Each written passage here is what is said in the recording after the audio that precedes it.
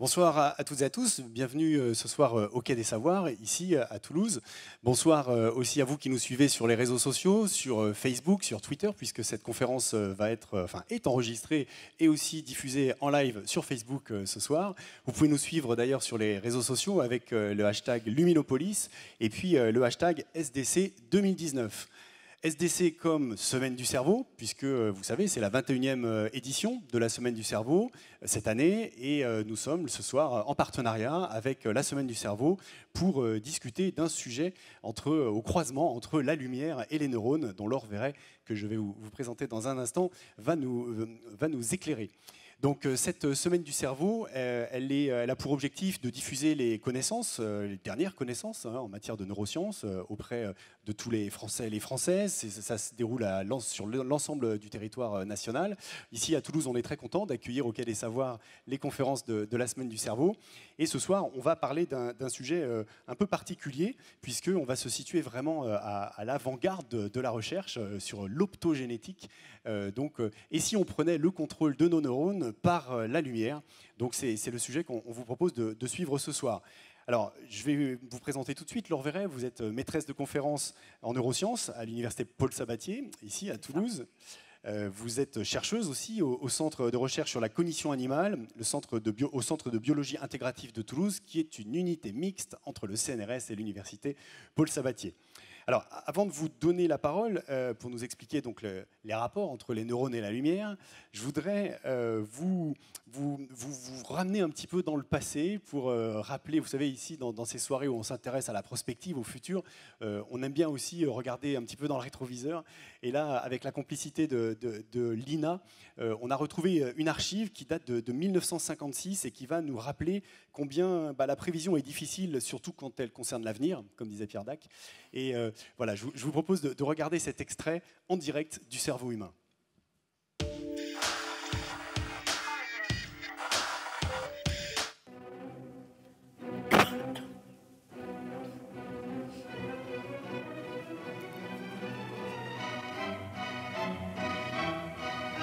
De toute éternité, l'homme s'est demandé ce qui pouvait se passer dans sa propre tête, ce qui se passait dans la tête des autres, et très souvent, des gens qui s'aimaient bien ou qui souffraient l'un par l'autre auraient bien voulu, avec un marteau, fracasser cette boîte en os qui entoure le cerveau, le voir, le tenir et en sortir quelque chose, un signe. Est-ce que depuis très longtemps, l'homme a essayé de percer à jour le secret du cerveau? Toujours, vous avez raison, ça a tenté les hommes de toute éternité certainement. Et nous avons des preuves que les hommes préhistoriques déjà ouvraient le crâne de leurs congénères. Dans quel but, nous ne le savons pas, mais nous avons des pièces de cerveau, de crâne préhistorique avec des trépanations. Mais pas de leur vivant. Si. De leur vivant. Oui. Je sais qu'il y a eu un autre rêve. On a rêvé de pouvoir localiser toutes les facultés mentales, en particulier d'après le relief du crâne. Oui, certainement. Et Gall, l'inventeur de la phrénologie, avait dessiné sur un crâne les différentes bosses qui pouvaient représenter les qualités des individus. Et une bosse placée à l'arrière de la tête représentait l'amour des enfants. Une bosse placée à l'avant de la tête représentait la bosse de la poésie. Et encore aujourd'hui, nous parlons de la bosse des mathématiques, mais tout ça n'est pas sérieux. Oui, c'est touchant, oui. Mais on ne peut pas dire que ce soit très scientifique. C'était une belle tentative. Voilà, c'est touchant, mais ça n'est pas très scientifique. Alors, Laure Verret, qu'est-ce que ça vous inspire, ces images qui ont été tournées il y a plus de 60 ans maintenant? Alors, première chose, c'est que les temps ont changé, parce que c'était 2 hommes en cravate. Et force est de constater que nous ne sommes pas 2 hommes, et personne n'a de cravate. Donc déjà, c'est une forme d'évolution. Et puis, la phrénologie, c'était quelque chose d'assez bizarre. Hein. C'est assez curieux, puisqu'il y avait vraiment des facultés très précises qui étaient soi-disant visibles par les bosses du crâne. Et on peut imaginer que si c'était vrai, par exemple, on pourrait faire des matchings sur Mythique juste sur la base du crâne des gens. Mais ça ne fonctionne pas comme ça. Il faut aller voir justement. Alors je crois qu'on sait maintenant pourquoi on perçait les crânes. Si je ne me trompe pas, c'était pour soi-disant soigner l'épilepsie. Les gens qui avaient des crises d'épilepsie, on essayait. En tout cas, les Égyptiens faisaient ça, trépaner les pharaons pour faire sortir le mal de leur cerveau. Ça marchait pas bien non plus. Bon, écoutez, on revient au XXIe siècle et on se projette, voilà, on se projette dans les années à venir. Et donc voilà, on va vous écouter. Si on prenait le contrôle des neurones par la lumière, qu'est-ce qu'on pourrait accomplir à travers ça? Qu'est-ce qu'on pourrait gagner en termes thérapeutiques, par exemple? Donc je vous laisse nous en parler. Je vous retrouve en deuxième partie de la rencontre pour prendre des questions et échanger avec le public. Merci. Alors effectivement, aujourd'hui, on est jeudi, et c'est le jeudi de la semaine du cerveau. La semaine du cerveau, c'est aussi la fête du cerveau. Alors pourquoi un organe comme le cerveau mérite un tel intérêt et une semaine à lui tout seul?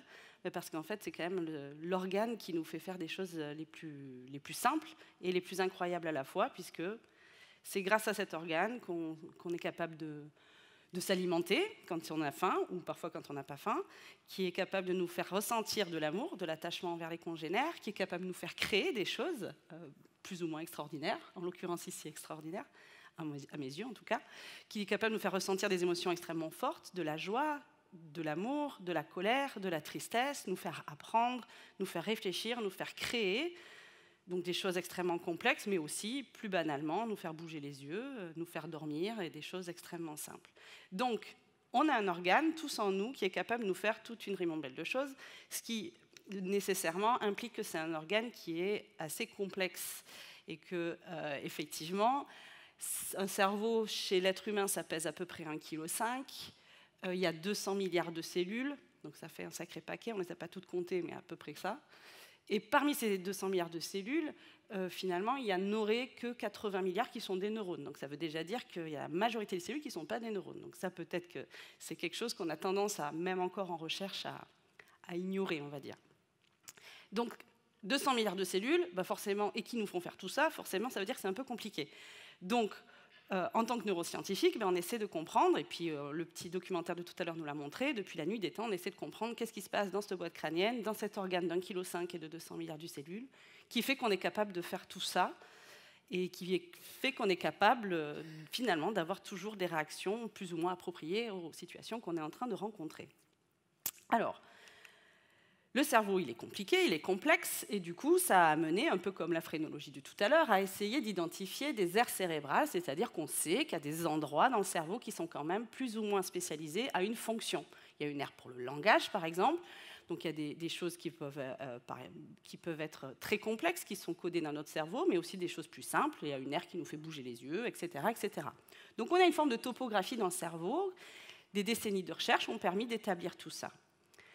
Mais évidemment, c'est plus compliqué que ça, puisqu'à l'intérieur de ces aires cérébrales, les neurones ne sont pas tous identiques. Donc il y a une diversité des cellules qu'il y a dans le cerveau, donc ça rajoute encore un niveau de complexité, et pour être encore plus compliqué, toutes ces cellules cérébrales, ces neurones pour ne parler que d'eux, sont très connectés les uns avec les autres. Et c'est finalement le dialogue entre tous ces 200 milliards de neurones, ces 80 milliards de neurones qui vont faire des comportements plus ou moins complexes.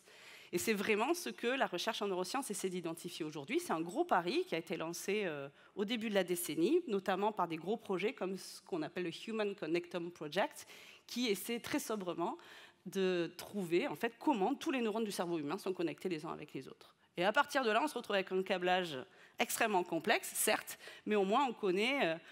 Pour les informaticiens, on connaît le hardware et ensuite on va essayer de comprendre comment ça fonctionne. Donc ça, c'est quelque chose qui est en cours et qui apporte énormément de connaissances et qui fait énormément avancer les neurosciences aujourd'hui.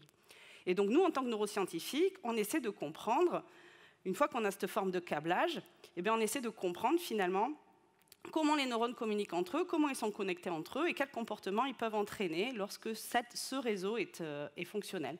Alors, par exemple, c'est hyper compliqué, mais par exemple, si vous avez un problème de votre box et que vous n'arrivez plus à avoir la télévision, à voir une chaîne de télévision, par exemple, vous voulez voir le match de foot et puis ça ne marche plus sur votre télé, donc un, vous êtes énervé, et deux, vous essayez de comprendre pourquoi ça ne fonctionne pas. Donc votre box, elle est reliée à Internet via votre modem et qui est lui-même relié avec un câble à votre télévision, etc.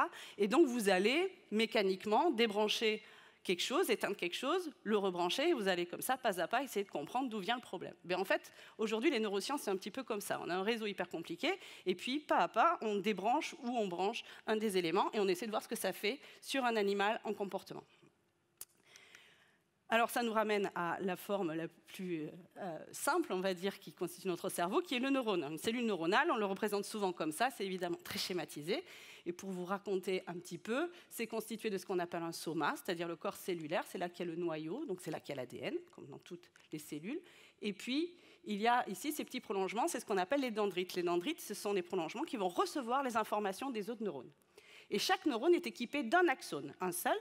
Et cet axone, c'est un prolongement qui, lui, va permettre de transférer l'information que ce neurone a reçue vers d'autres neurones. Donc chaque neurone reçoit l'information de plusieurs milliers d'autres neurones. Il va faire sa vie, il va acquérir ces informations et il va ou pas transférer l'information à des neurones suivants. Alors qu'est-ce que ça veut dire transférer de l'information? Comment un neurone fait ça?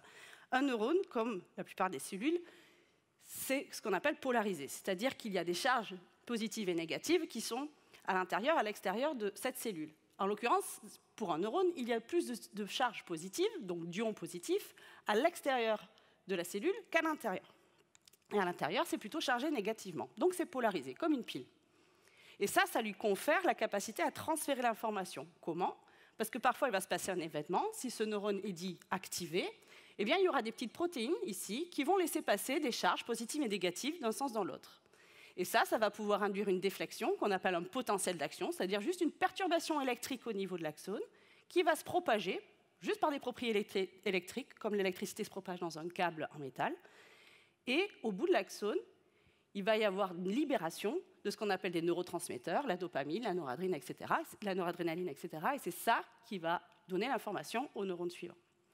Donc, la propriété essentielle du neurone, c'est qu'il est capable de capter l'information et de la traduire et de la transférer. Et tout ça par un mécanisme électrique tout simple, juste de polarité et d'inversion de polarité. Donc nous, en tant que neuroscientifiques, on utilise cette propriété-là pour justement pouvoir activer ou inhiber des neurones, comme on le souhaite, pour essayer de tester le réseau et le câblage dont je vous parlais tout à l'heure. Donc, pendant des décennies, l'approche qu'on a utilisée, c'est tout simplement d'utiliser directement des petites pulsations électriques. On utilise des petits champs électriques qui vont perturber la membrane du neurone et qui va faire que ce neurone va émettre des potentiels d'action et va donc activer le réseau qu'il contrôle.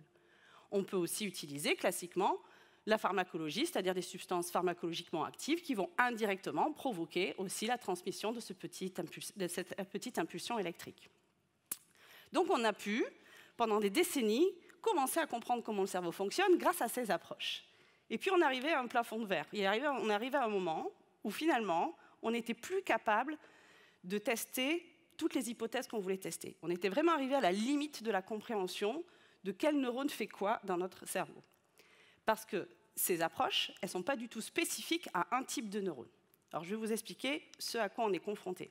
En prenant l'exemple d'une région de notre cerveau qui s'appelle l'hypothalamus, qui est le petit machin rouge là que vous voyez au milieu de notre cerveau, donc c'est bien profondément enfoui au fin fond de notre cerveau. C'est tout petit, hein, en fait, ça fait à peu près, si je ne me trompe pas, 1 cm3, on va dire, chez l'être humain. Alors chez la souris, c'est encore plus petit, c'est gros comme une tête d'épingle. Et pourtant, l'hypothalamus contient plein de populations de neurones extrêmement importantes pour le contrôle de plein de choses, et notamment notre cycle veille-sommeil. Il y a des neurones qui nous font dormir et des neurones qui nous font nous réveiller dans l'hypothalamus. La prise alimentaire, il y a des neurones qui nous font manger, des neurones qui nous font arrêter de manger. L'agressivité, il y a des neurones qui rendent un comportement agressif, ou encore le comportement maternel et l'attachement aux petits. Donc on a une grande variété. Alors il y en a d'autres, en plus il y a la régulation de la température corporelle, la régulation de la croissance quand on est jeune, etc.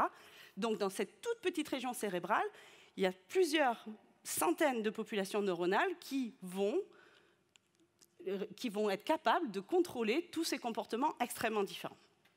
Donc avec les approches qu'on avait jusqu'à présent, pour essayer de comprendre le rôle de ces différentes populations de neurones qui constituent l'hypothalamus, bien finalement, on était un peu arrivé au bout du raisonnement. Pourquoi?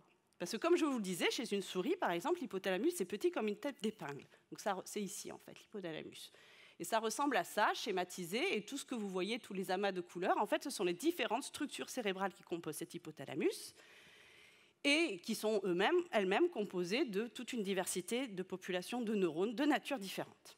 Quand on étudie, par exemple, on veut étudier par exemple le rôle de ces neurones dans la prise alimentaire, avec les outils qu'on avait jusqu'à présent, ce dont je viens de vous parler, on pouvait mettre par exemple petite électrode et faire des petites pulsations électriques dans cette zone. Et effectivement, on allait probablement activer les neurones qui, hypothétiquement, provoquaient la prise alimentaire. Sauf qu'on allait aussi activer les neurones qui provoquent l'agressivité, le comportement maternel et le sommeil. Donc finalement, on allait faire quelque chose qui est de rendre un cerveau adolescent et on n'avait pas tellement envie que ça se produise.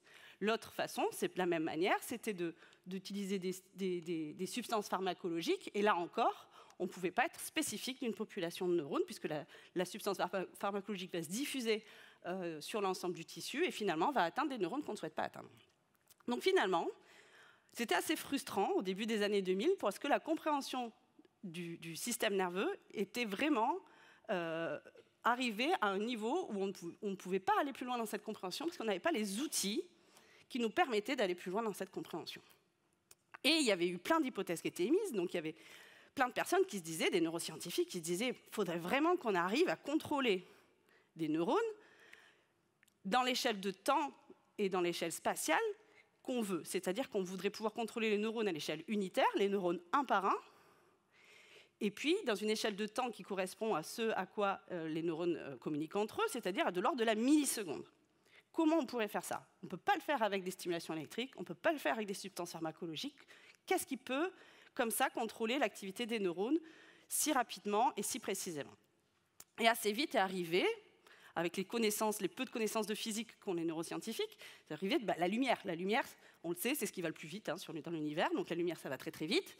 Et du coup, si on pouvait trouver le moyen de rendre les neurones sensibles à des flashs de lumière, alors on serait capable de les contrôler de manière spécifique à l'échelle de la milliseconde, et c'est exactement ce qu'on voudrait obtenir. Alors c'est bien joli ce constat de dire qu'il faudrait rendre les neurones sensibles à la lumière, mais en l'occurrence, si vous prenez un neurone et que vous lui mettez de la lumière dessus, il n'est pas sensible du tout à la lumière. Donc ça ne fonctionnait pas aussi simplement. L'idée était belle, et donc les neuroscientifiques ont patiemment attendu qu'un génie arrive, ce qui se passe souvent. Donc la réflexion était la suivante: je veux pouvoir activer mon neurone, et donc il faudrait que je trouve un moyen de rendre ce neurone activable par la lumière. Faire en sorte que lorsque je mets de la lumière, ça va déplacer ce petit champ électrique dont je vous parlais tout à l'heure et ça le rend actif. Alors, heureusement, il y a de temps en temps des génies qui naissent sur cette planète. Et il y a effectivement une personne qui s'est intéressée, qui s'appelle Roger Tsien, et qui s'est intéressée à tout un tas de choses, et notamment à cette bactérie. Alors, la personne dont je vous parle ne travaillait absolument pas sur les organismes unicellulaires. Par intérêt scientifique, par curiosité, et ça tombe bien, vous êtes curieux vous aussi, il s'est intéressé à cette petite chose, qui n'est d'ailleurs pas une bactérie, je me suis trompée, c'est une algue unicellulaire. C'est une petite algue verte, unicellulaire, qui est bien connue des biologistes qui étudient les algues. Et cette petite algue, elle est intéressante. Pourquoi? Parce qu'elle a la faculté à se déplacer, comme vous pouvez le voir sur ce petit film. Elle a en fait un petit flagelle qui est un peu trop fin pour qu'il soit visible sur ces vidéos, qu'on voit de temps en temps. En fait, elle a deux petits flagelles comme ça, qu'on voit bien ici. Et elle se balade comme ça, mais elle ne se balade pas comme par hasard. En fait, elle fait ce qu'on appelle du phototropisme. Donc, elle est attirée par la lumière. Comme ça, elle peut utiliser sa petite chlorophylle pour faire de la photosynthèse. Donc, Roger Tsien s'est intéressé à ces algues unicellulaires. Pourquoi? Parce qu'il disait que ces algues, elles sont sensibles à la lumière, puisqu'elles se déplacent vers la lumière. Qu'est-ce qui fait que ces algues sont sensibles à la lumière? En fait, ces algues, elles sont équipées d'un petit canal sur leur membrane qui est activé, qui s'ouvre spécifiquement quand il y a de la lumière bleue, et uniquement quand il y a de la lumière bleue. Et en l'occurrence, ce canal s'ouvrant, ça va laisser passer des ions, et il va y avoir un petit potentiel d'action, c'est-à-dire un petit champ électrique dont je vous parlais tout à l'heure, sur la surface de cette algue, et elle va se déplacer. Face à ce constat-là, il s'est dit, c'est exactement ce dont on a besoin, il faut qu'on puisse prendre cette protéine qui existe chez cette algue, qu'on la mette dans un neurone, et là on sera capable de contrôler notre neurone avec de la lumière bleue, tout comme l'algue se déplace vers la lumière bleue. Alors encore une fois, c'était facile à dire, pas si simple à faire. Finalement, c'est allé assez vite. Une fois que l'idée a été trouvée, une fois que la protéine qui était capable de faire ça a été trouvée, c'est allé relativement vite. Donc pour faire simple, voilà comment fonctionne l'optogénétique, qui n'avait pas encore ce nom d'ailleurs, le mot n'existait pas encore. Donc tout est parti de cette petite algue verte, où les chercheurs qui étudiaient la biologie de cette algue verte ont donc identifié une protéine canal qui s'appelle la channel rhodopsine, en l'occurrence, qui est une protéine qui, lorsqu'il y a de la lumière bleue, s'ouvre et ça laisse passer des ions plus de l'extérieur vers l'intérieur de la cellule d'algue. En l'occurrence, faire passer des ions plus de l'extérieur vers l'intérieur de la cellule d'un neurone, c'est exactement ce qui se passe lorsqu'il s'active. Donc on peut tout à fait utiliser cette protéine, le mettre dans un neurone et l'activer avec de la lumière bleue. Pour ça, on a évolué dans ce qu'on appelle le génie génétique, et donc on est capable de prendre la séquence d'ADN de cette algue qui code pour ce petit canal sensible à la lumière. On est capable aussi de le faire exprimer, ce petit bout d'ADN, dans le neurone qu'on veut. Et ensuite, ce neurone, et uniquement ce neurone-là, lorsqu'on mettra de la lumière bleue, eh bien, il pourra s'activer. Et là, on pourra voir ce que ça engendre comme comportement, par exemple. Alors revenons à notre hypothalamus, justement. À partir du moment où la technique a été pensée, et qu'effectivement, il y a eu la preuve de concept qu'en tout cas, dans une boîte de pétri, on était capable de faire marcher des neurones juste en mettant de la lumière bleue, il fallait encore montrer, il restait encore à montrer qu'on était capable de modifier le comportement d'un animal en stimulant une population de neurones qui était dédiée à telle ou telle fonction. Et donc, dans notre hypothalamus, il y avait une hypothèse forte qu'on n'était pas capable de démontrer avec les outils classiques, c'est qu'il y a deux populations de neurones, il y aurait deux populations de neurones, les neurones ici qui sont dessinés en bleu qui s'appellent MCH, et les neurones qui sont en jaune qui s'appellent hypocrétine, HCRT, et que ces deux populations, elles auraient des rôles totalement opposés dans la régulation de notre cycle veille-sommeil. En l'occurrence, les neurones à MCH, s'ils sont activés, je m'endors, et les neurones à hypocrétine, s'ils sont activés, je me réveille. Donc complètement opposés. Et ces deux populations de neurones avec ces fonctions complètement opposées, elles sont exactement au même endroit.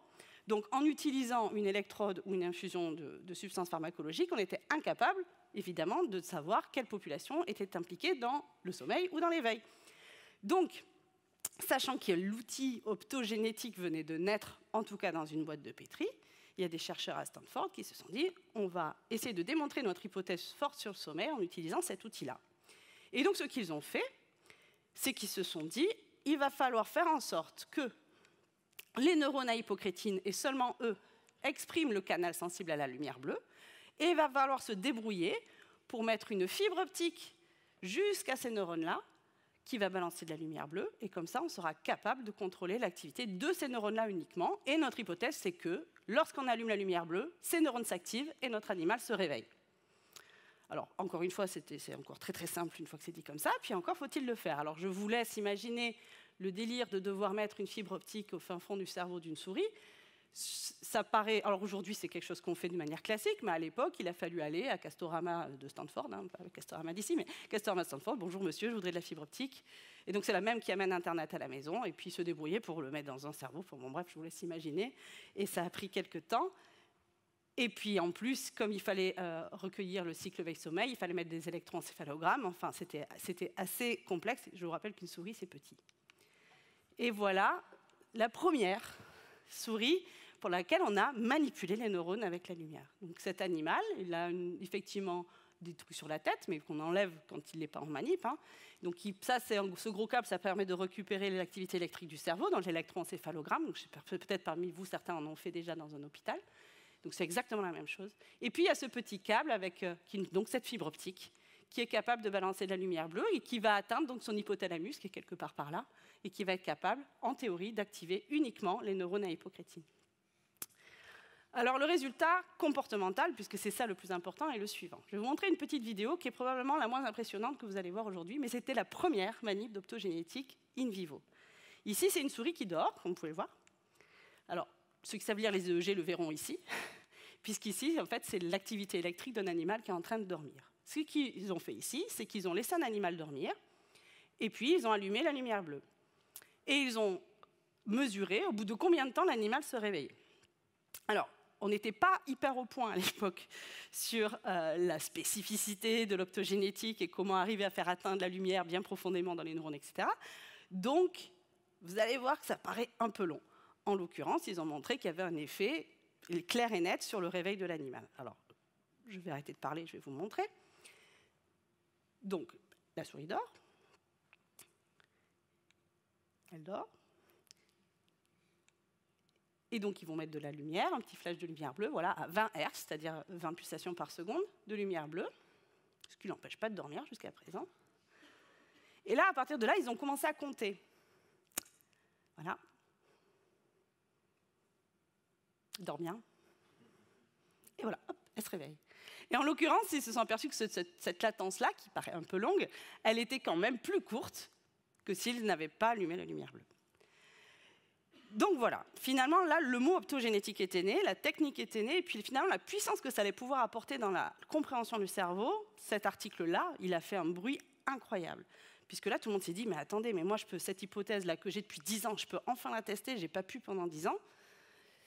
Et finalement, depuis donc 2007, donc un peu plus de 10 ans maintenant, cette technique a permis vraiment de comprendre et de disséquer des mécanismes, souvent des hypothèses qui étaient posées depuis des décennies, mais qu'on n'avait pas réussi à démontrer expérimentalement. Donc, si on revient à notre ami l'hypothalamus, comme je vous le disais, il y a aussi des neurones dans l'hypothalamus qui sont très impliqués dans la prise alimentaire, en l'occurrence, qui sont à peu près au même endroit que les neurones qui gèrent le sommeil, pour compliquer la tâche. Et il y avait une hypothèse forte depuis plusieurs années, comme quoi il y avait une population spécifique de neurones dans cette région-là, qui provoquait la prise alimentaire, malgré le fait qu'on n'ait pas faim. Il suffirait d'activer ces neurones pour que finalement on se mette à manger. Donc pour tester cette hypothèse forte, eh bien, les chercheurs ont utilisé l'optogénétique. Donc maintenant vous avez compris le mécanisme. Ils ont fait exprimer la channel rhodopsine, donc la protéine qui permet d'être sensible à la lumière bleue uniquement dans la population de neurones qui étaient censés provoquer la prise alimentaire. Ils ont pris des souris. Ils ont fait exprimer donc, cette channel rhodopsine dans ces neurones-là, et ils ont donné à manger aux souris, ce qu'on appelle ad libitum pour faire scientifique. En vrai, on les a gavées, on les a mis dans un endroit avec les gâteaux qu'elles préfèrent au monde. Donc en fait, elles ont mangé jusqu'à plus faim. Donc on sait que physiologiquement, ces animaux n'ont plus faim du tout, et donc n'ont plus du tout le besoin de s'alimenter. Et donc, ils les ont mis en présence ensuite, ces animaux-là, dans une petite cage avec un gâteau qu'elles n'aiment pas trop, en l'occurrence, qui est un gâteau un peu mou, pas très intéressant pour elles. Donc, elles n'ont pas faim, puisqu'elles viennent de se gaver elles-mêmes. Et donc, on les met en présence de ça.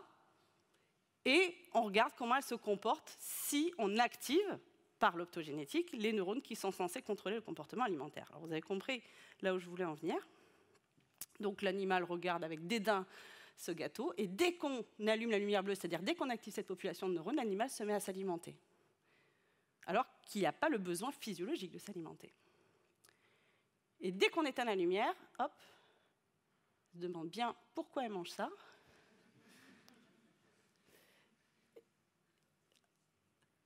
Alors, aucun intérêt pour ce gâteau, et dès qu'on rallume la lumière, hop, elle y retourne. Donc on voit qu'il y a un comportement alimentaire qui est automatique, en fait, qui n'est pas du tout contrôlé, ni par la faim, ni par, en l'occurrence, le désir de l'animal ici. Alors pour la petite histoire, c'est cette population de neurones qui s'active quand on est un peu fatigué, qu'on est en train de faire du binge-watching, par exemple, sur Netflix, au bout d'un certain temps. On se dit, tiens, j'ai faim, alors que non, pas du tout. C'est exactement ce qui se passe. Donc voilà. Cette optogénétique, elle a permis de démontrer qu'il y avait bien une population de neurones dans notre hypothalamus qui provoque la prise alimentaire, même sans besoin physiologique. OK. Donc, on a pu voir qu'il y avait des neurones qui nous faisaient dormir ou pas, des neurones qui faisaient manger ou pas. Et du coup, on va regarder maintenant des comportements un peu plus complexes, et notamment, encore que très complexes, n'exagérons rien, puisqu'il s'agit du comportement agressif. Alors, en l'occurrence, dans quasiment tout le règne animal, il y a un comportement agressif souvent lié à la territorialité. C'est-à-dire qu'on n'aime pas trop quand les gens viennent chez nous, hein, c'est là que ça révèle le plus d'agressivité. Alors c'est vrai chez la plupart des mammifères, et c'est vrai particulièrement chez les mâles. C'est-à-dire les mâles sont très territoriaux, et en l'occurrence une souris mâle, quand elle est dans sa cage, si on lui met une autre souris dans sa cage, il ne va pas être content. Alors ça va dépendre en réalité, puisque si on lui met une autre souris mâle dans sa cage, oui, il ne va pas être content. Si on lui met une souris femelle dans la cage, il va peut-être considérer la chose. Et donc, là, il vaut mieux qu'il n'ait pas de comportement agressif pour la survie de l'espèce, si vous voyez ce que je veux dire. Donc, il y avait une hypothèse forte qu'il y avait une petite population de neurones, alors qui est exactement là, le petit machin rouge, donc c'est minuscule, ça fait quelques milliers de neurones, et que ces neurones-là seraient impliqués dans le comportement agressif. Alors, Je vais vous montrer des petites vidéos pour être plus explicite. Donc là, on a une souris. Pour l'instant, il n'y a pas d'optogénétique. On est juste en train d'enregistrer l'activité électrique de ces neurones-là dont je vous parle, qui seraient impliqués dans l'agressivité. Donc, il va y avoir du son, normalement, et vous allez entendre des bruits qui correspondent en fait aux impulsions électriques de ces petits neurones-là. Et vous allez voir comment ils se comportent.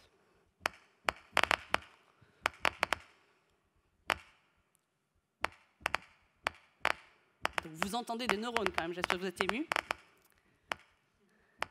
Et là, on met un mâle.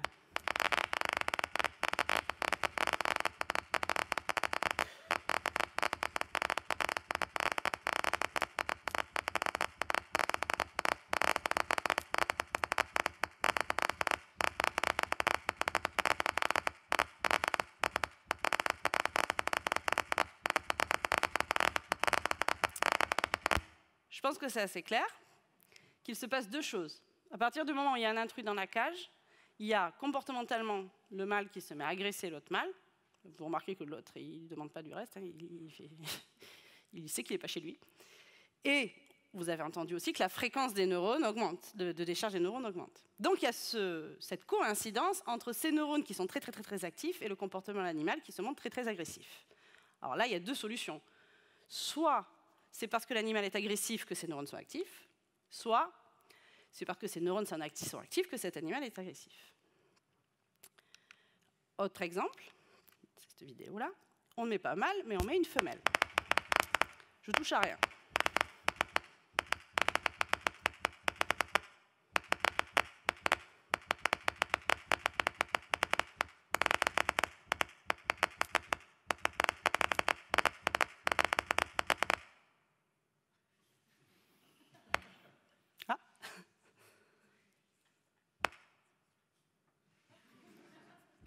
Je ne sais pas si on a checké l'âge des gens avant qu'ils rentrent.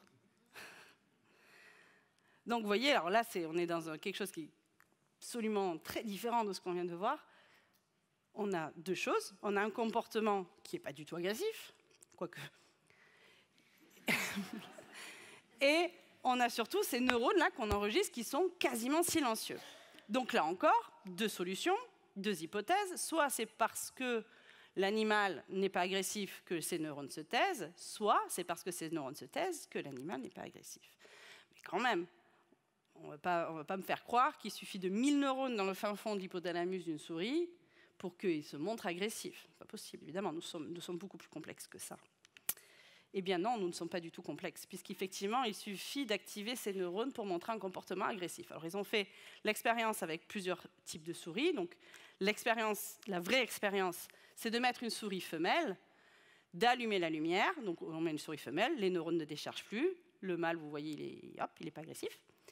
Et dès qu'on allume la lumière, c'est-à-dire dès qu'on active cette population de neurones, le mâle se met à être agressif envers la souris. Alors, comme c'est quand même visuellement assez violent, je trouve, je vais vous montrer une autre manip qu'ils ont faite qui est intéressante puisqu'ils ont fait la même chose. Ils n'ont pas mis de souris, mais ils ont mis, vous voyez, ce petit gant à moitié gonflé, donc qui représente peu de danger pour l'animal. Alors je coupe le son parce que je crois qu'il n'y en a plus. Donc vous voyez qu'elle s'intéresse un petit peu à ce truc. Et puis dès qu'on allume la lumière, donc dès qu'on active cette population de neurones, une détestation pour ce gant se fait ressentir immédiatement. Et donc, je vous l'apprends peut-être, mais oui, les souris ont, et nous aussi, des neurones au fin fond de leur hypothalamus qui, a priori, suffit d'activer pour qu'on se montre agressif. Donc ça nous laisse penser que peut-être manipuler notre cerveau n'est pas toujours une bonne idée. Donc, on a vu que dans l'hypothalamus, il y avait des neurones qui contrôlaient le sommeil, la prise alimentaire, l'agressivité, mais il y a aussi des neurones qui seraient impliqués dans un comportement beaucoup plus élaboré que tout ça, qui est le comportement maternel, l'attachement au petit. Alors, on ne va pas me faire croire qu'il y a quand même des neurones qui contrôlent l'attachement d'une mère pour son enfant. Ben, peut-être bien que si, en fait, en tout cas, c'était déjà imaginé, et il fallait que l'outil optogénétique naisse pour qu'on puisse le démontrer. Alors, il y a des petits neurones ici, à peu près ici, dans l'hypothalamus, qui produisent mon neurotransmetteur préféré, un neuropeptide qui s'appelle l'ocytocine. Tout l'attachement social vient de cette petite chose qui se balade dans notre cerveau et dans notre sang. C'est incroyable. Et donc, chez la souris, il est facile de mesurer ce qu'on appelle le comportement maternel. Pourquoi? Parce qu'une maman, souris, quand elle a un petit qui sort de son nid, qui est en danger, le petit se met à crier et la maman va le récupérer tout de suite pour le remettre dans son nid. C'est ce qu'on appelle le comportement maternel. Donc voilà ce qu'on observe.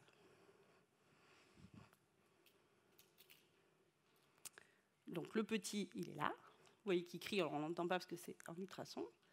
Mais la maman, elle, l'entend. Hop. Et elle le ramène aussi sec avec ses frères et sœurs. En l'occurrence, une souris dite naïve ou vierge, c'est-à-dire une souris qui n'est pas mère, puisqu'en l'occurrence, il suffit d'une fois pour qu'elle soit mère, souvent, elle ne montre pas ce comportement maternel. Donc là, ils ont laissé une souris vierge pendant une journée avec des petits, donc ce n'est pas des petits inconnus, c'est des petits qu'elle connaît. Et malgré tout, ces souris-là ne montrent pas de comportement maternel. Donc vous voyez que là, voilà, elles s'en fichent. L'hypothèse qu'il y avait, c'était que finalement, ce sont les neurones à ocytocine, qui sont dans notre hypothalamus, qui provoquent l'expression de ce comportement maternel. Et donc, il y aurait une petite population de neurones dans notre hypothalamus qu'il suffirait d'activer pour exprimer un comportement maternel. Non, quand même pas. Donc, ces chercheurs, ils ont fait exprimer la channel rhodopsine dans les neurones qui délivrent l'ocytocine. Ils ont mis une fibre optique, ils ont fait en sorte d'activer ces neurones spécifiquement avec la lumière bleue chez des vierges, qui n'étaient pas des très bonnes mères, comme on vient de le voir. Et voilà ce qui se passe. Hop. Mais voilà, elle montre un comportement maternel.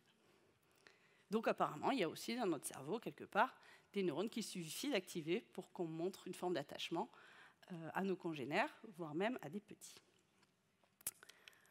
Alors, je vous ai illustré l'intérêt de l'optogénétique avec l'hypothalamus, puisque c'est une zone cérébrale qui est fascinante, qui contrôle tout plein de choses.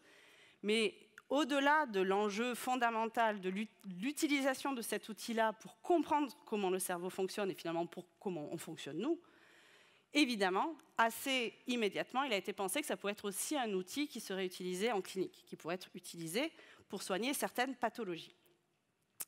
Et en l'occurrence, assez rapidement, il a été pensé que peut-être, donc en 2010, donc assez vite après que finalement la technique ait été mise en place, peut-être que l'optogénétique pourrait être utilisée pour certaines pathologies, notamment neurodégénératives, et par exemple la maladie de Parkinson. Alors pourquoi particulièrement la maladie de Parkinson? Puisqu'on connaît la cause, en tout cas neurobiologique de la pathologie, on sait que les symptômes sont liés à la mort d'un certain type de neurones, qui sont les neurones qui produisent la dopamine. Et donc, il a été pensé que peut-être qu'on peut utiliser l'optogénétique pour activer les neurones qui normalement sont sensibles à la dopamine, de manière à remplacer l'absence de dopamine par des petites stimulations lumineuses qui permettraient du coup de réactiver ces neurones et peut-être de faire en sorte que les animaux ne montrent plus le comportement lié à la maladie de Parkinson. Alors évidemment, là, on reste sur des modèles animaux, on n'est pas encore en clinique, mais en tout cas, il fallait faire ce qu'on appelle une preuve de concept, montrer si c'était possible ou pas. Donc je vais vous montrer une petite vidéo où il y a une souris qui est un modèle de la maladie de Parkinson. Donc ça ne paraît pas évident, évidemment, pour le commun des mortels, mais en tout cas, ce que vous allez voir, c'est une souris qui agit bizarrement, puisque, par exemple, elle ne va pas montrer de redressement ni de curiosité. Donc, pardon. Hop.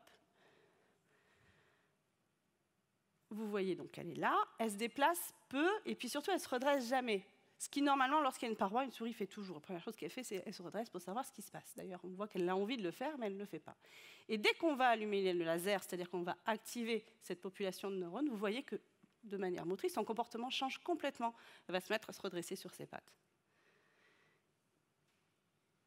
Et donc, il a été montré dans ces travaux qu'effectivement, l'utiliser l'optogénétique pouvait permettre de remplacer, finalement, de remplacer la perte de ces neurones qui libèrent la dopamine uniquement en stimulant les neurones qui sont normalement sensibles à la dopamine avec la lumière bleue. Encore faut-il faire en sorte que ces neurones expriment la channel rhodopsine. Donc ça, c'est le gros défi aujourd'hui, c'est d'être capable, en clinique, chez les êtres humains, de faire exprimer cette protéine d'algue dans les neurones que l'on veut pour pouvoir faire tout ça. Alors, il y a une autre maladie neurodégénérative qui a utilisé l'optogénétique pour son étude, c'est la maladie d'Alzheimer. En l'occurrence, c'est ce sur quoi je travaille moi.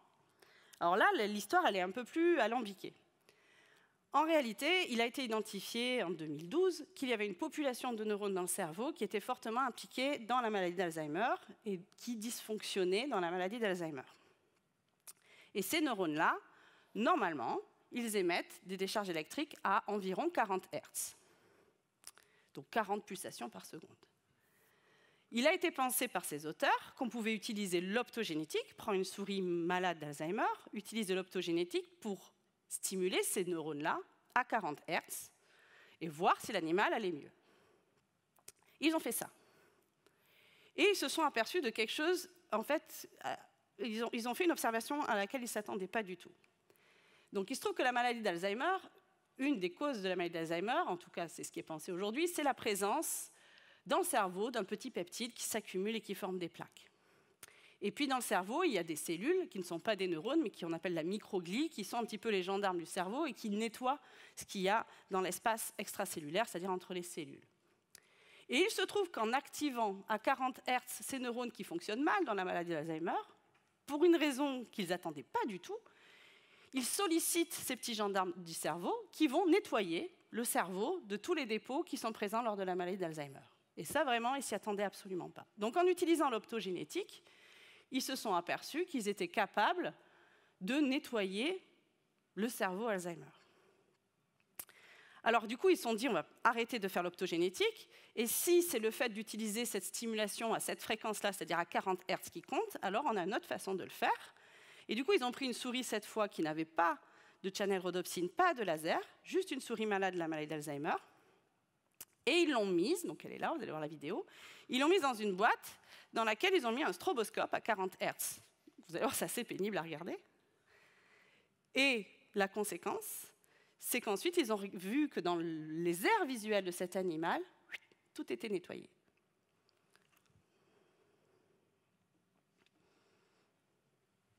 Ça va vite, 40 Hz.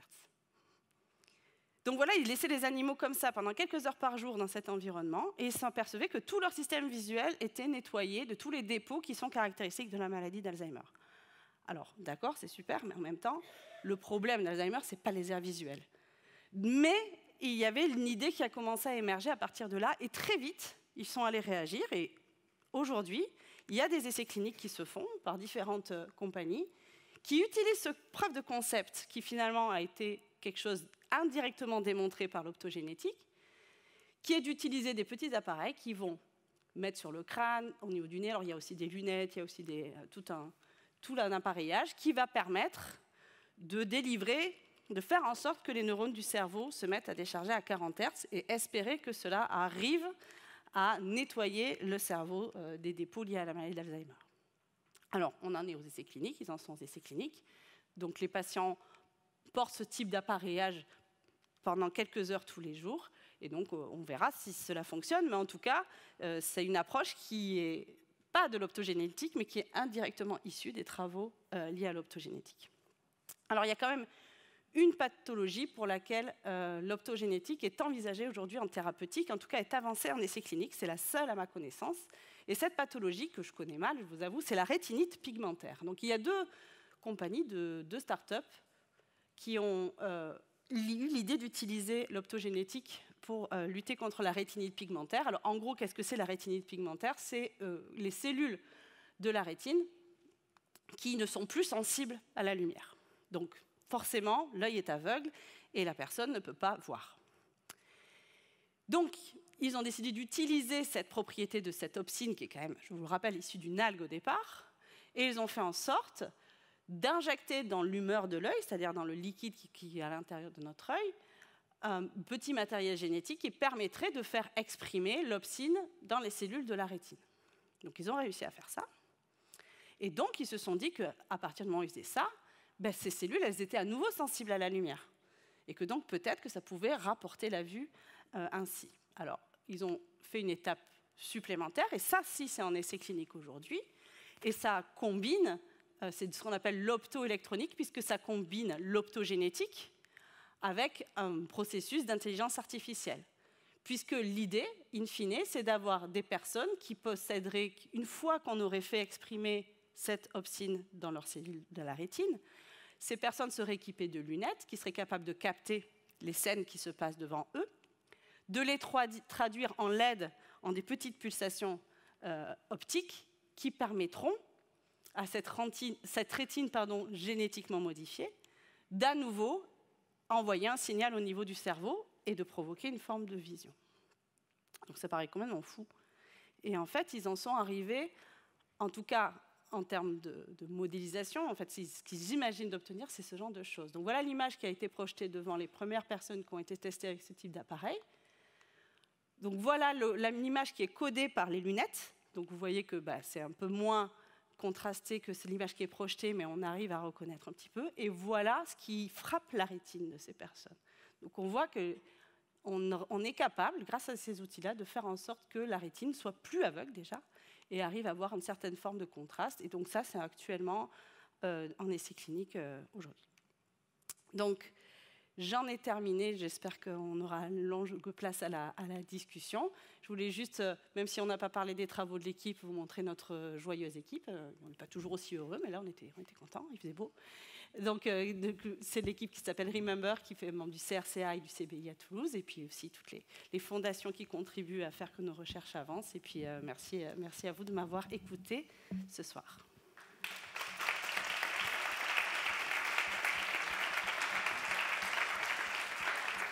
Merci beaucoup Laure. Je vous en prie, on peut se rasseoir peut-être pour commencer l'échange avec le public ici au Quai des Savoirs ou sur les réseaux sociaux, puisqu'on a quelques témoignages. Alors je ne sais pas si on a des micros qui se promènent dans la salle, donc si vous voulez intervenir, commenter, poser des questions, n'hésitez pas à lever la main et puis on vous passera un micro immédiatement.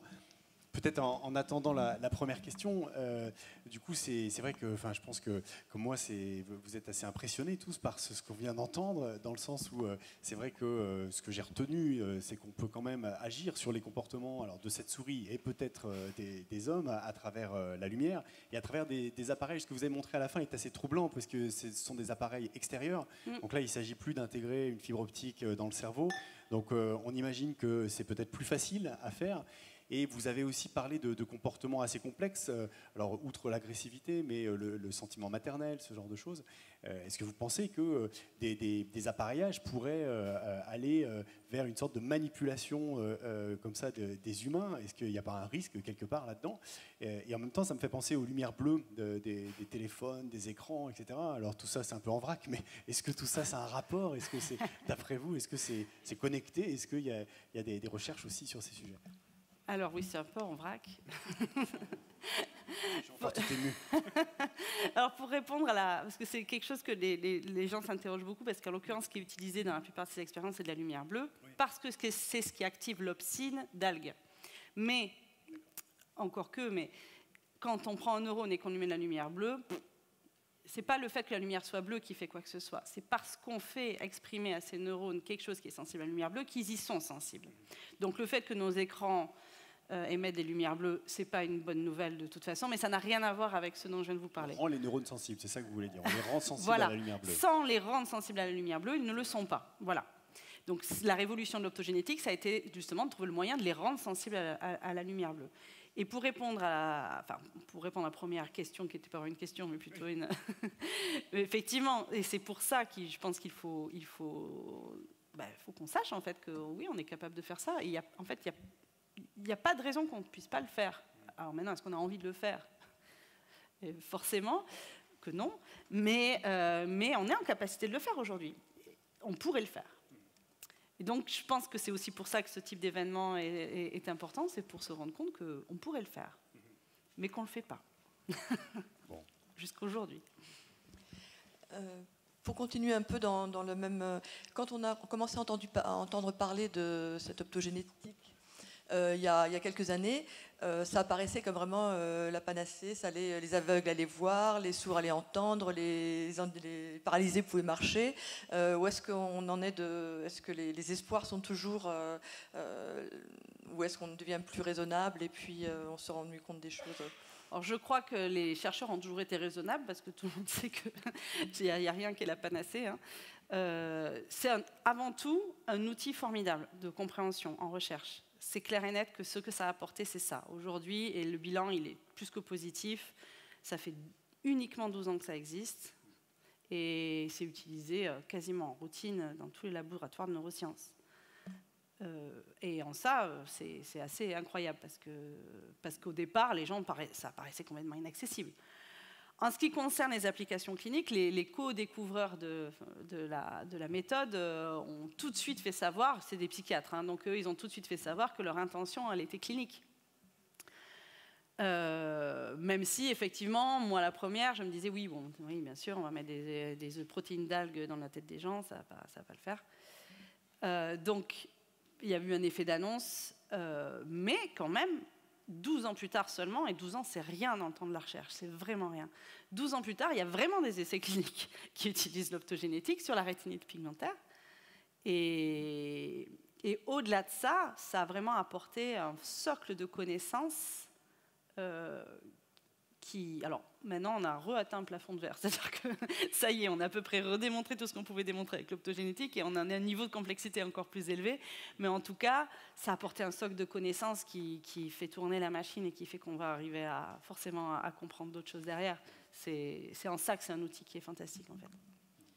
Et une autre petite question, juste, est-ce que les chercheurs travaillent pour essayer de limiter l'illumination, de voir quelle est la résolution spatiale qu'on peut avoir en illuminant ces neurones, pour essayer d'aller vraiment au niveau du neurone isolé ou un petit groupe de neurones et pas une population entière? Alors, on n'a pas nécessairement besoin d'activer un neurone, en fait. Enfin, on ne veut pas, parce qu'on sait que ça fera rien. Un groupe de neurones qui partagerait Alors, justement, ce qu'on souhaite plutôt... Plus grande population de neurones. C'est intéressant comme question, parce qu'en fait, notre contrainte à nous, c'est plutôt qu'on voudrait que la lumière se diffuse mieux dans le cerveau. Parce que concrètement, on voudrait pouvoir... si on veut cibler une population de neurones, on voudrait faire en sorte de pouvoir rendre sensible à la lumière toute cette population. Parce qu'on sait que si c'est que 3, 4, 10 neurones, ça va pas marcher. Et d'ailleurs, c'est pour ça que la vidéo très peu impressionnante de la souris qui se réveille, c'était la raison, en fait. C'est que la lumière, elle n'était encore pas diffusée mieux. De manière optimale. Donc en fait, notre contrainte, elle est plutôt à l'inverse de ce que vous dites. Ce qu'on essaie de faire, alors la lumière, il y a plusieurs paramètres, je ne suis pas physicienne, c'est clair que non, mais en tout cas, on peut contrôler la puissance de cette lumière. Et ensuite, c'est le tissu, en fonction du tissu dans lequel on se trouve, qui va se diffuser. Donc c'est les propriétés physiques du tissu qui vont faire que la lumière va se propager plus ou moins loin. Donc en fonction des structures cérébrales qu'on cible, il y a des endroits où ça va se propager très très loin, on le sait. Mais finalement, ce n'est pas très grave, parce que tant que les neurones qu'on cible n'expriment pas la protéine d'algue, les autres neurones, ils ne sont pas du tout sensibles à la lumière. Donc même si ça a arrosé tout le cerveau, finalement, on sait qu'on ne joue que sur ces neurones-là. Donc notre contrainte, elle est plutôt... Ce qu'on adorerait, c'est qu'on puisse juste mettre une lampe extérieure au cerveau qui soit capable de traverser jusqu'à la profondeur du tissu. Alors, paraît dingue, mais en l'occurrence, figurez-vous qu'il y a des gens qui arrivent à le faire aujourd'hui, notamment le co-découvreur de l'optogénétique qui utilise des infrarouges, et on sait que les infrarouges pénètrent très profondément dans les tissus. Et là, l'idéal, ça serait d'utiliser pour le coup, pour la clinique, des systèmes en LED qui soient extérieurs au cerveau et qui permettraient d'être ressenti par les neurones jusqu'à des zones très très profondes. Donc finalement, notre problématique, elle est inverse à ce que vous dites. Une autre question, oui. Oui, bonjour. L'opsine reste active pendant combien de temps dans les neurones? Alors l'opsine, c'est une protéine, donc elle reste exprimée toute la vie du neurone, elle est là. Mais comme elle ne s'active qu'en présence de lumière bleue, dès qu'on éteint la lumière, donc si on fait un flash d'1 milliseconde, elle sera active 1 milliseconde. Donc en fait, si on prend nos animaux qui expriment cette opsine dans certains neurones, si on ne fait pas de lumière bleue, on modifie absolument pas l'activité de ces neurones.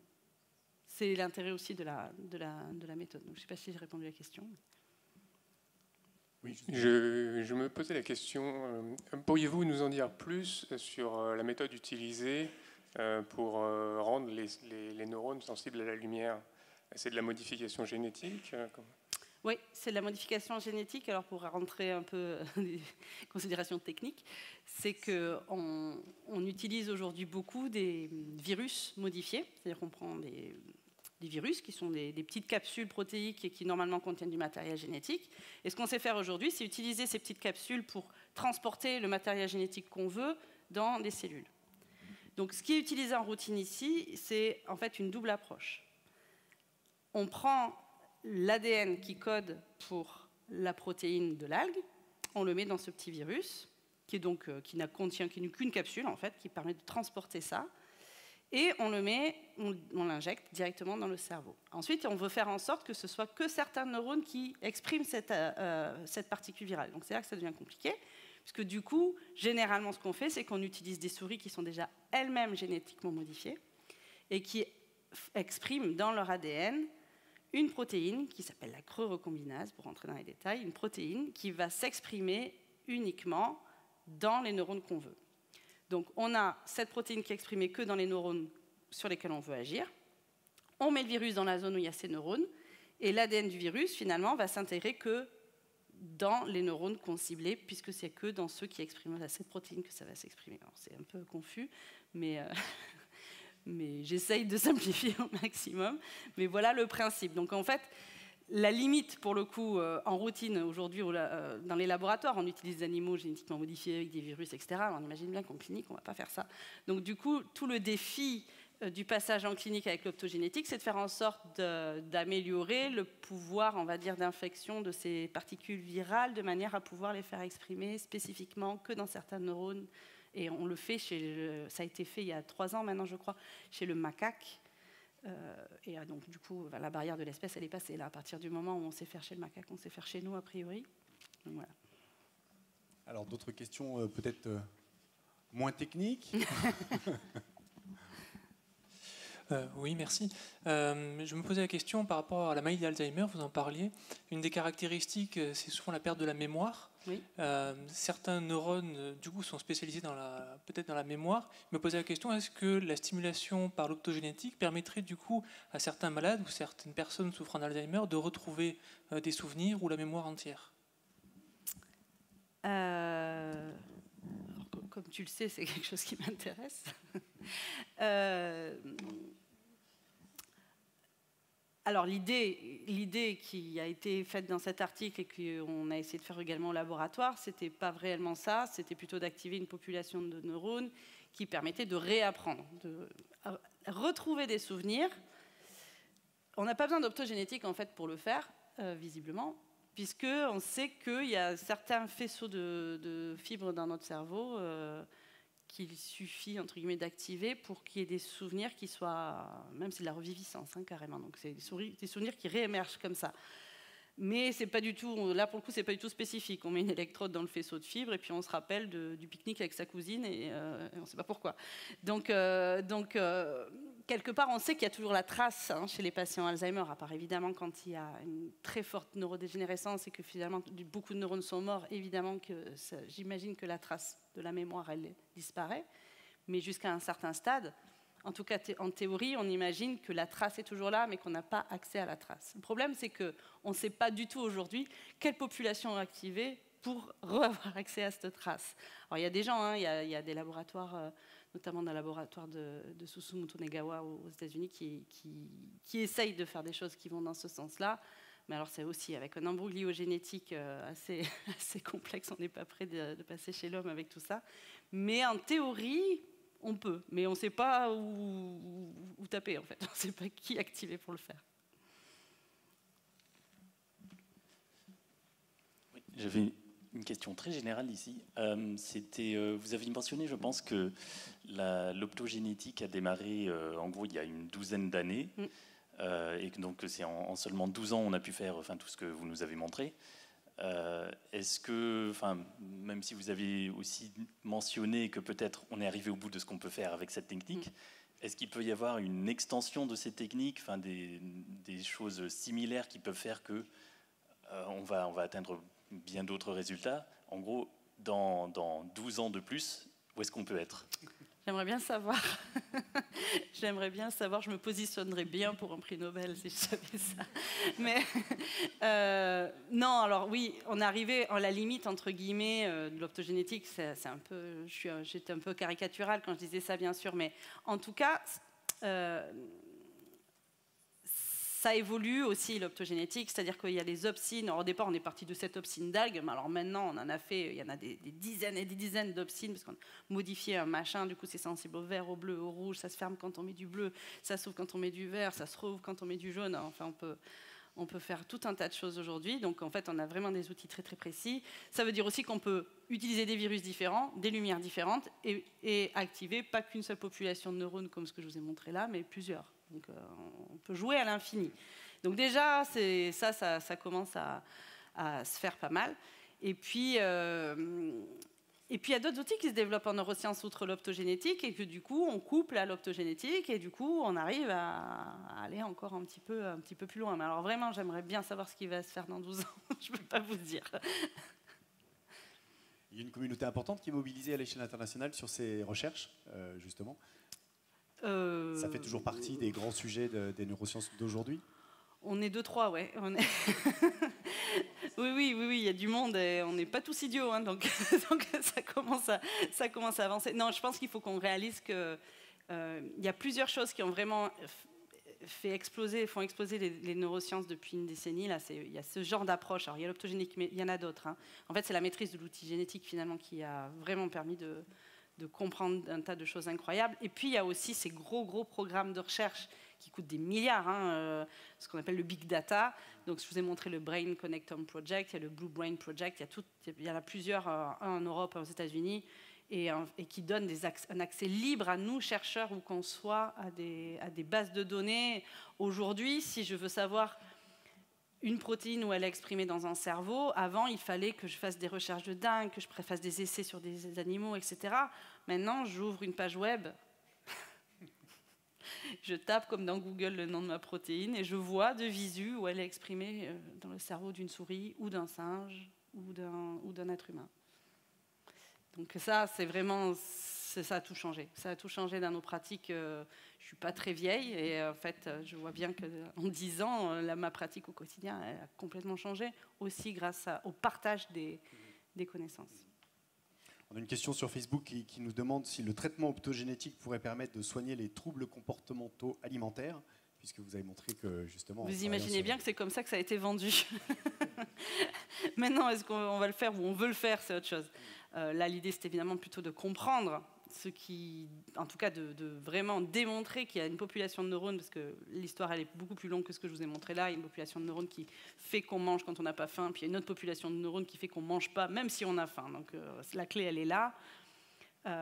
Oui, l'idée elle est là. Alors au-delà d'utiliser l'optogénétique pour contrôler le comportement alimentaire, parce que je ne suis pas sûre qu'on ait très envie de ça, mais en tout cas ça a permis d'identifier quels étaient ces neurones et peut-être de trouver des cibles spécifiques à ces neurones par médicaments ou par autre chose qui permettrait de effectivement soigner ces troubles alimentaires. Mais c'est l'idée qu'il y a derrière, c'est clair et net.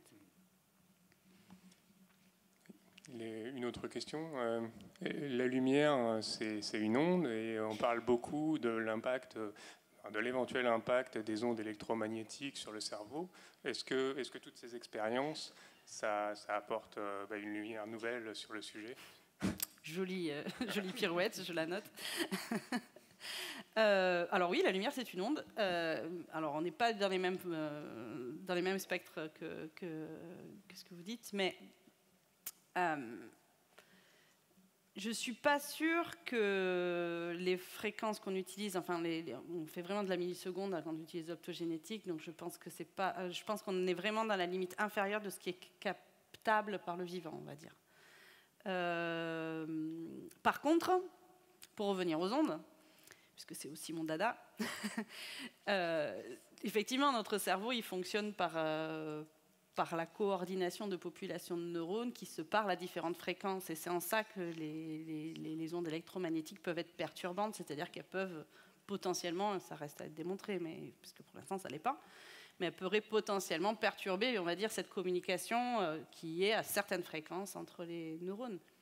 Et pour faire un petit aparté, ce que je vous racontais tout à l'heure sur la maladie d'Alzheimer, le fait que ce soit à 40 Hz, que ça nettoie le cerveau, c'est pas innocent, c'est vraiment on le sait aujourd'hui, on sait que c'est une fréquence de notre cerveau. Ça veut dire quoi? Ça veut dire qu'il y a des neurones qui se mettent à se parler ensemble, c'est-à-dire qui déchargent en même temps à 40 pulsations électriques par seconde.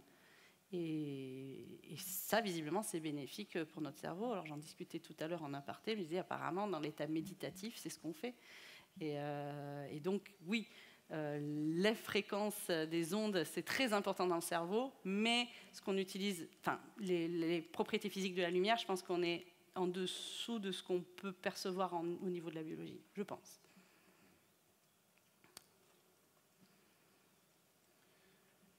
Très bien. Est-ce qu'il reste une dernière question, un dernier commentaire? Je crois que tout le monde est un peu face aux perspectives que vous nous avez ouvertes ce soir de l'optogénétique. Donc, écoutez, merci. Il nous reste à vous remercier pour votre intervention. Merci à vous. Merci Laure Verret. Merci à toutes et à tous d'être venus au Quai des Savoirs ce soir pour cette soirée sur le contrôle de nos neurones par la lumière. La semaine du cerveau continue puisque d'autres rendez-vous sont prévus demain, ce week-end encore, où on vous propose au Quai des Savoirs toujours une intervention sur les neuromythes.